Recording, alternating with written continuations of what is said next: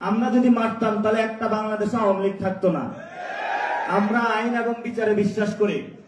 আমরা হলো সালাউদ্দিন ভাইয়ের মতন মততন্ত্রে বিশ্বাস করি না। আমরা হলো বিএনপির মতন মততন্ত্রে বিশ্বাস করি না। যারা মত করে নির্বাচন কমিশনে আপনারা দেখেছেন দ্বৈত নাগরিক এবং ঋণ খেলাপি, এই যে ঢাকা 11 আসনের বিশিষ্ট সন্ত্রাসী সাহেব আল্লামা কাইয়ুম সাহেব, আরেকজন সন্ত্রাসী আছেন ঢাকা 10-এ তো মনে হয়, ওনার নাম যেন কি, আল্লামা রবিউল ইসলাম চাঁদাবাজি খুনের আসামি।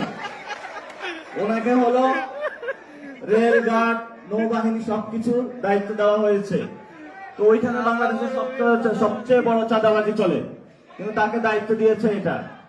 এই জন্য হলো বাংলাদেশের গণ অভ্যুত্থানের পরে যখন দেখেছিলাম আমরা বাংলাদেশটা একটি নতুন ভাবে গঠন হবে, আর তারা এখানে হলো দিল্লির একটা হলো নাটকের যাত্রা এখানে বসাইছে, যে যাত্রকের প্রডিউসার হলো তারেক রহমান, আর এখানে অভিনয় করছে চাঁদাবাজ সন্ত্রাসী দুর্নীতিবাজরা।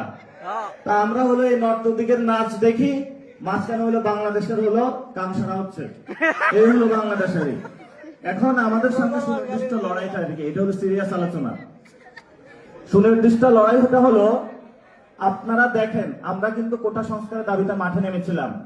এটার অন্যতম কারণ ছিল আমাদের পকেটে টাকা নেই, আমাদের চাকরি নাই, মা বাপ এলাকায় বসে আছে যে কখন ছেলে তুই টাকা পাঠাবি, চাকরি পাইবি। গার্লফ্রেন্ড কল দিয়ে প্রত্যেক রাতে বলে কখন আমাকে বিয়ে করবা। আমাদের তরুণদের পকেটে চাকরি নাই, তারা বিয়ে করতে পারতেছে না। মা বাপ যে টাকা দিয়ে পড়াশোনা করেছে সে টাকা রিবেক করতে পারতেছে না। ফলত আমাদের এত 9-6 এইসব চান্দাবাজি ড্রামা দেখে আমাদের লাভ নাই। আমাদের তরুণদের চাকরি প্রয়োজন, আমাদের ভালো একটা শিক্ষা প্রয়োজন ব্যবস্থা, যে শিক্ষা ব্যবস্থার মধ্য দিয়ে আমরা নতুন বাংলাদেশ গঠন করতে পারবো। সারাদিন ক্লাসে আইসা এইসব দেখেন না, এখন বিসির কথা কাদেরকে বলা হচ্ছে। বাংলাদেশ ব্যাংকে একজনকে বসিয়ে দিয়েছে সোয়েটার ব্যবসায়ী। এবারে তোর কাজ ছিল হলো শীত আসতেছে, সামনে শীতে হলে কিভাবে সোয়েটার বিক্রি করবে, তোর কাজ। তুমি আসছো বাংলাদেশ ব্যাংক ধ্বংস করতে। বাংলাদেশ